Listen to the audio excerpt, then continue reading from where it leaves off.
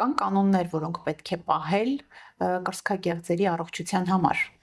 Այո, կան շատ կարևոր կանոններ, որոնք պետք է բոլոր կանայք անպայման հետևեն։ Առաջինը ուզում եմ առանձնացնել, որ պետք չէ սպասել գանգատների, պետք է կատարել տարեկան կանխարգելիչ հետազոտություններ տարիքին համապատասխան։ Ուզում եմ շեշտել, որ շատ կարևոր է, որ կատարեք ձեր տարիքին հենց համապատասխան հետազոտություն։ Մինչև 40 տարեկանը սոնոգրաֆիա, 40 տարեկանից հետո մամոգրաֆիա։ Շատ կարևոր է առողջ ապրելակերպը, առողջ սնունդը, բավարար քունը, քաշի հետևումը, ավելորդ ճարպակալումից զերծ մնալը, որը նույնպես կնվազեցնի քաղցկեղի զարգացման ռիսկը, հրաժարվել վնասական սովորույթներից, ծխելուց, ալկոհոլի չարաշահումից,